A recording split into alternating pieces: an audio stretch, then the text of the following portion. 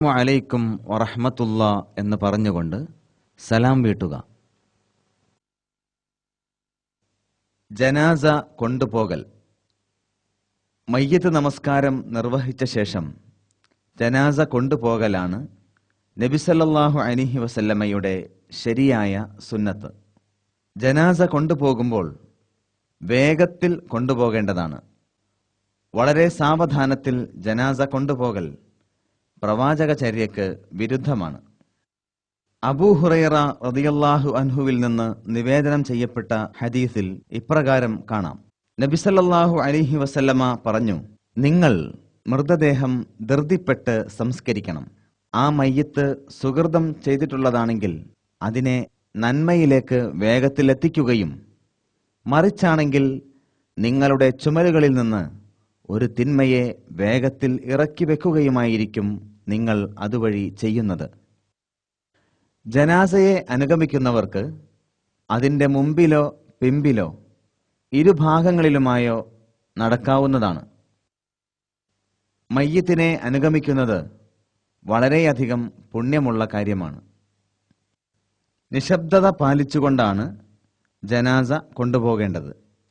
ജനാസ കൊണ്ടുപോകുന്നത് കണ്ടാൽ എഴുന്നേറ്റ് നിൽക്കണം. ഖബറടക്കം ചെയ്യൽ. മയ്യിത്ത് മറവ് ചെയ്യുന്നതിന് വേണ്ടി ഒരു സ്ഥലം പ്രത്യേകമായി തയ്യാറാക്കേണ്ടതാണ്. മയ്യത്തിൻ്റെ നീളവും വീതിയും പരിഗണിച്ചുകൊണ്ട് വേണം ഖബറിൻ്റെ നീളവും വീതിയും വർദ്ധിപ്പിക്കാനും ചുരുക്കാനും.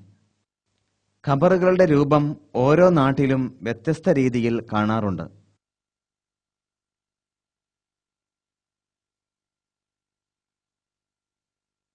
മൂടുകല്ലുകൾ വെക്കുന്നതിനു വേണ്ടി 4 വശത്തായി കല്ലുകൊണ്ട് പടവ് ചെയ്യുന്നത് നന്നായിരിക്കും.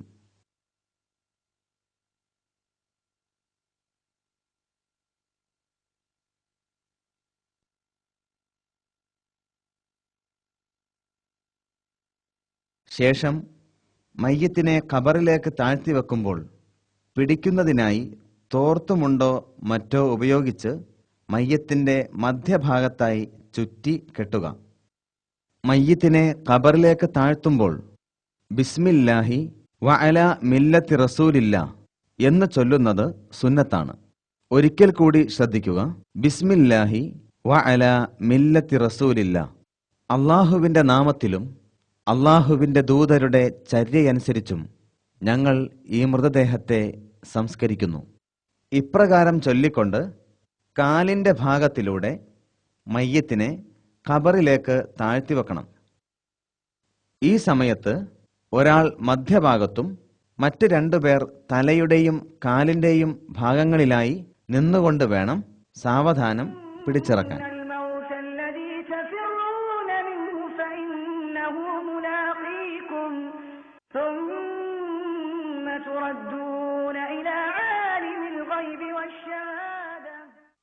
മറ്റൊരു രീതി, മയ്യിത്തിനെ വാരിയെടുത്ത് മുഖം ഖിബിലക്ക് അഭിമുഖമാകുന്ന വിധത്തിൽ അല്പം ചരിച്ചുകൊണ്ട് സാവധാനം ഇറക്കി വെക്കുക.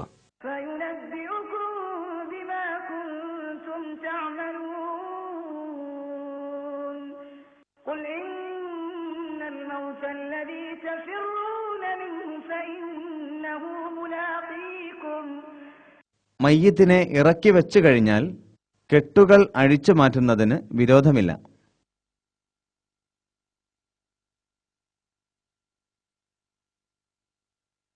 മയ്യിത്തിന്റെ ശരീരത്തിൽ മണ്ണ് വീഴാത്ത വിധം വേണം ഖബർ മൂടാൻ.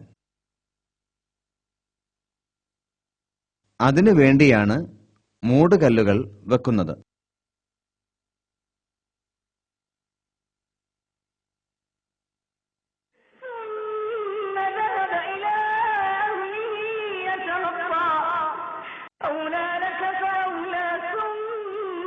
ഇങ്ങനെ മൂടുകല്ലുകൾ വെക്കുമ്പോൾ മണ്ണ് മയ്യിത്തിന്റെ മേൽ വീഴാതിരിക്കുന്നതിനു വേണ്ടി ഇപ്രകാരം തുണിയോ മറ്റോ വിരിക്കുന്നതാണ് ഉചിതം.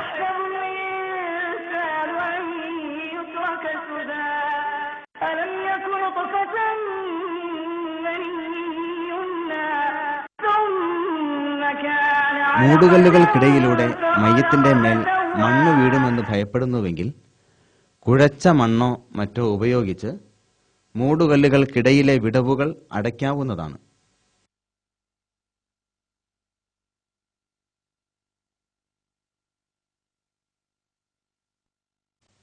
മൂടുകല്ലുകൾ കൊണ്ട് പൂർണ്ണമായും മൂടിയ ശേഷം ചുറ്റുമുള്ളവർ 3 കോരൽ മണ്ണ് ഖബറിലേക്ക് വാരിയിടുകയും ഇപ്രകാരം ചൊല്ലുകയും വേണം: മിൻഹാ ഖലഖ്നാകും വഫീഹാ നുഈദുകും വമിൻഹാ നുഖ്രിജുകും താറത്തൻ ഉഖ്റ. അതിൽ നിന്ന് അഥവാ മണ്ണിൽ നിന്ന് നാം നിങ്ങളെ സൃഷ്ടിച്ചു, അതിലേക്ക് തന്നെ നാം നിങ്ങളെ മടക്കുന്നു. മറ്റൊരിക്കൽ അതിൽ നിന്ന് നിങ്ങളെ നാം പുറത്തു കൊണ്ടുവരികയും ചെയ്യുന്നതാണ്. പിന്നീട് ഖബർ പൂർണ്ണമായും മണ്ണിട്ടുകൊണ്ട് മൂടുക.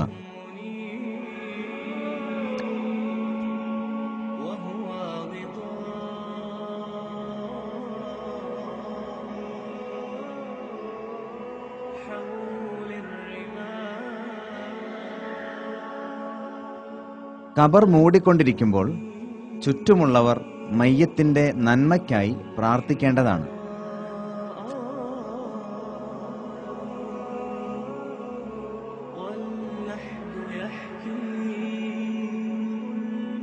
ഖബർ മൂടിയ ശേഷം തലയുടെയും കാലിന്റെയും ഭാഗം തിരിച്ചറിയുന്നതിന് വേണ്ടി ചെറിയ കല്ല് കുഴിച്ചിടുന്നതിന് വിരോധമില്ല.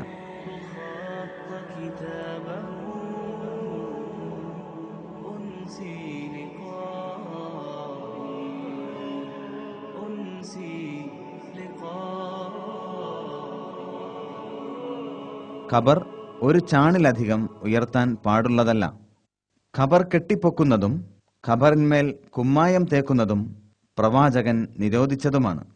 ജാബിർ റളിയല്ലാഹു അൻഹുവിൽ നിന്ന് നിവേദനം ചെയ്യപ്പെടുന്ന ഒരു ഹദീസിൽ ഇപ്രകാരം കാണാവുന്നതാണ്: ഖബറുകളിന്മേൽ കുമ്മായം തേക്കുന്നതും ഇരിക്കുന്നതും കെട്ടിടങ്ങൾ ഉണ്ടാക്കുന്നതും നബി സല്ലല്ലാഹു അലൈഹി വസല്ലമ നിരോധിച്ചിരിക്കുന്നു. ഉസ്മാൻ റളിയല്ലാഹു അൻഹു പറയുന്നു, നബി സല്ലല്ലാഹു അലൈഹി വസല്ലമ മൃതദേഹം സംസ്കരിച്ചു കഴിഞ്ഞാൽ അവിടെ നിന്നുകൊണ്ട് ഇപ്രകാരം പറയാറുണ്ടായിരുന്നു: നിങ്ങളുടെ സഹോദരന് പാപമോചനത്തിനായി പ്രാർത്ഥിക്കൂ. തസ്ബീത്ത് അഥവാ സ്ഥൈര്യം ചോദിക്കുകയും ചെയ്യുക. അദ്ദേഹം ഇപ്പോൾ ചോദ്യം ചെയ്യപ്പെടുകയാണ്. ഖബർ സന്ദർശിക്കുമ്പോൾ ഇപ്രകാരം പ്രാർത്ഥിക്കൽ സുന്നത്താണ്: അസ്സലാമു അലൈക്കും അഹ്ലദ്ദിയാരി മിനൽ മുഅ്മിനീന വൽ മുസ്ലിമീൻ വ ഇന്നാ ഇൻഷാ അല്ലാഹു തആല ബിക്കും ലാഹിഖൂൻ നസ്അലുല്ലാഹു ലനാ വലക്കുമുൽ ആഫിയ. ഖബറുകളിലുള്ള വിശ്വാസികളും മുസ്ലിങ്ങളുമായ എല്ലാവർക്കും അള്ളാഹുവിന്റെ സമാധാനമുണ്ടാകട്ടെ. അള്ളാഹു ഉദ്ദേശിച്ചാൽ ഞങ്ങളും നിങ്ങളുടെ കൂട്ടത്തിൽ എത്തിച്ചേരുന്നതാണ്. ഞങ്ങൾക്കും നിങ്ങൾക്കും സുഖം നൽകാൻ അള്ളാഹുവിനോട് ഞങ്ങൾ അപേക്ഷിക്കുന്നു. മയ്യിത്ത് സംസ്കരണത്തെക്കുറിച്ചുള്ള പഠനം ഇവിടെ അവസാനിക്കുകയാണ്. ഈ സിഡിയെക്കുറിച്ചുള്ള നിങ്ങളുടെ അഭിപ്രായങ്ങളും നിർദ്ദേശങ്ങളും ദയവായി ഞങ്ങളെ അറിയിക്കുക. Light of Quran. أصابتهم مصيبة قالوا إنا لله وإنا إليه